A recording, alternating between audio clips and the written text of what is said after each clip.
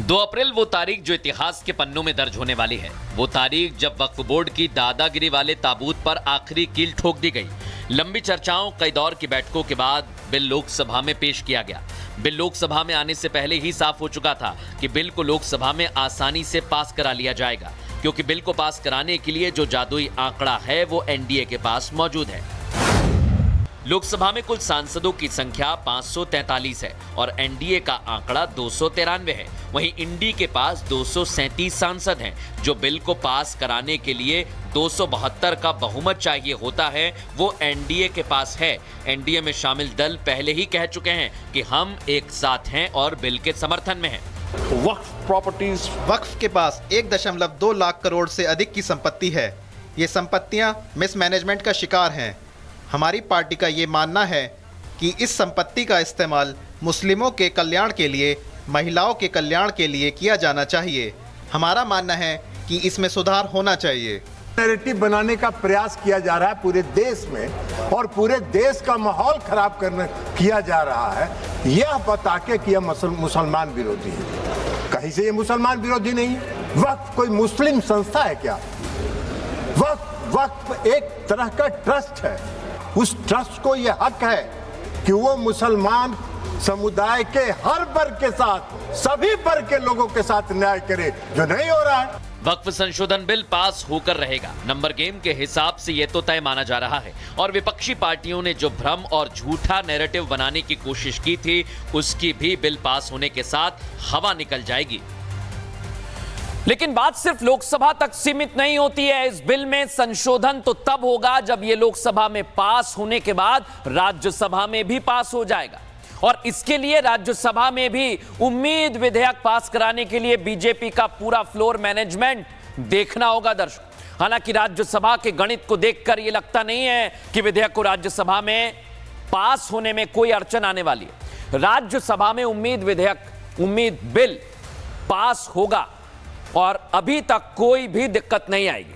लेकिन राज्यसभा में जो बिल आया है वो कानून की शक्ल कैसे लेगा, नंबर गेम आपको समझा रहा हूं। ये नंबर गेम आपके सामने रख रहा हूं। कुल जो सदस्य हैं राज्यसभा के वो 236 हैं। बीजेपी के पास कितने? 115, और उनके साथ के जो दल हैं उनके पास 6 हैं, यानी कुल मिला के हो गए 121। और राज्यसभा में इसीलिए बीजेपी कह रही है कि हम पास करा लेंगे क्योंकि कांग्रेस प्लस यानी इंडिया अलायंस के भी सांसद हैं, उसमें 85 नंबर आता है दर्शकों। लेकिन कई दल ऐसे हैं जो ना इधर हैं ना उधर हैं, उनकी भी संख्या है, उनमें कुल मिलाकर आसपास 30 का आंकड़ा आता है, और इसलिए बीजेपी के पास यहां पर भी नंबर ज्यादा हैं। बिल पास कराने के लिए नंबर कितने चाहिए? 119 चाहिए। अब यहां पर आप समझिए दर्शकों, सरकार 6 नॉमिनेटेड सदस्यों पर निर्भर है कि भाई वो कहां जाएंगे, क्योंकि जहां उन्होंने मोहर लगाई बिल वहीं जाएगा, और इसीलिए अभी तक निगाहें बनी हुई हैं।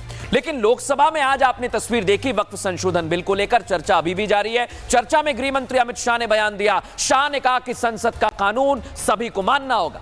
अल्पसंख्यकों के नाम पर जो ठगा जा रहा था वो अब नहीं चलेगा।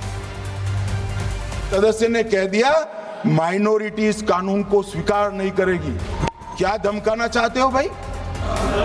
संसद का कानून है, सबको स्वीकार करना पड़ेगा। स्वीकार नहीं करेंगे मतलब क्या है? कैसे बोल सकते हैं कोई? हम कानून को स्वीकार नहीं करेंगे। एक कानून भारत सरकार का है, हर एक पर बंधन करता होगा और इसको स्वीकार करना पड़ेगा। मुझे बताओ, चैरिटी कमिश्नर एक्ट में मुसलमान चैरिटी कमिश्नर बन सकता है या नहीं बन सकता है? उसको ट्रस्ट नहीं चलाना है, उसको चैरिटी के कानून के हिसाब से वो ट्रस्ट चले, उसकी देखरेख करनी है। ये धार्मिक नहीं है, ये धर्म का काम नहीं है मान्यवर, ये एडमिनिस्ट्रेटिव वर्क है। अब बताओ कि सारे ट्रस्ट के चैरिटी कमिश्नर अलग अलग बन, देश तोड़ दोगे आप लोग, तोड़ दोगे। जो बड़े बड़े भाषण करते हैं कि समानता का अधिकार चला गया, 2 धर्मों के बीच में समानता नहीं रही, मुसलमानों के धार्मिक अधिकारों के बीच में दखल खड़ी हो जाएगी, कुछ नहीं होने वाला मान्यवर। इस दृष्टि से देखें तो 1995 तक वक्फ की काउंसिल और वक्फ बोर्ड था ही नहीं, वो तो 95 से आया। और मान्यवर, ये जो भ्रम खड़ा किया जाता है कि ये एक मुस्लिम भाइयों के धार्मिक क्रियाकलापों के अंदर, उनके दान की हुई संपत्ति के अंदर दखल करने का है, ये बहुत बड़ी भ्रांति फैलाकर माइनॉरिटी को डराकर अपनी वोट बैंक खड़ी करने के लिए किया जा रहा है। तो गृह मंत्री अमित शाह ने आज जमकर धोया। सालों तक जो वक्फ बिल अभी तक अटका हुआ था, वक्फ बोर्ड जो खुद को मिली असीमित शक्तियों के दम पर संपत्तियों पर दावा ठोकता था, आज उस पर लगाम लगाने के लिए लोकसभा में बिल लाया गया। और लोकसभा में सुबह 12 बजे का वक्त था, बिल आया और तब से चर्चा हो रही है। यानी वक्फ का शटर डाउन होने वाला है, क्योंकि बिल पास कराने को लेकर बहुमत चाहिए और सरकार के पास वो नंबर है। विपक्ष ने जो भ्रम फैलाने की कोशिश की है, उसकी आज हवा निकल गई है। वक्फ बोर्ड की मनमानियों का वक्त अब खत्म होने वाला है। इसी मनमानियों को लेकर लोकसभा में वक्फ संशोधन बिल पेश हो गया और चर्चा चल रही है। बिल पेश किया केंद्रीय मंत्री किरण रिजिजू ने। चर्चा की शुरुआत के साथ ही किरण रिजिजू ने वक्फ बोर्ड का इतिहास, भूगोल बताया।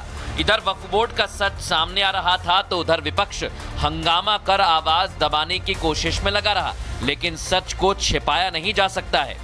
उस समय किसी ने नहीं कहा कि ये एक्ट अनकॉन्स्टिट्यूशनल है, किसी ने नहीं कहा उस समय ये अनलॉफुल है। आज जब हम उसी बिल को सुधार के ला रहे हैं, तब आपको ये अनकॉन्स्टिट्यूशनल, अनलॉफुल का ये शब्द इस्तेमाल करने का आपको ये नौबत कैसे आया? अगर आज हम ये संशोधन लेके नहीं आते तो जिस सदन में हम बैठे हैं, ये पार्लियामेंट बिल्डिंग, इसको भी क्लेम किया जा रहा था।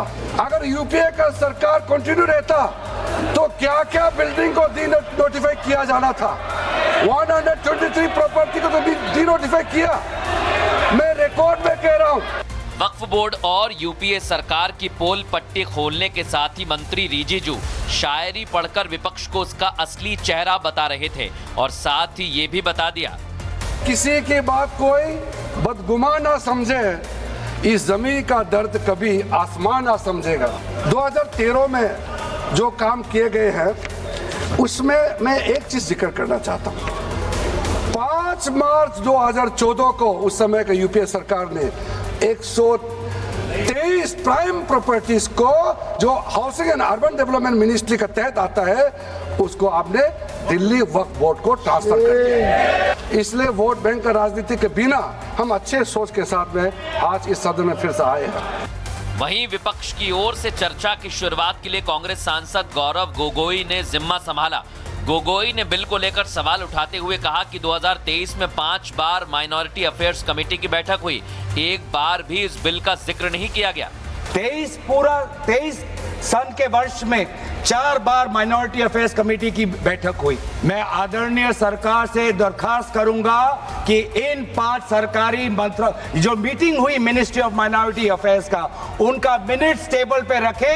एक भी मीटिंग में नया वक्फ अमेंडमेंट बिल चाहिए, उसका जिक्र भी नहीं हुआ था।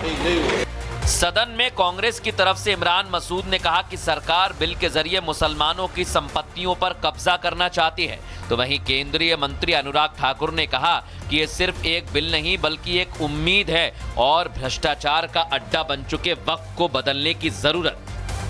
जब आपने सिवाय संपूर्ण और पूर्णतः लिखा और या भागतः लिखा, तो आपने पूरी तैयारी कर करके लिखा।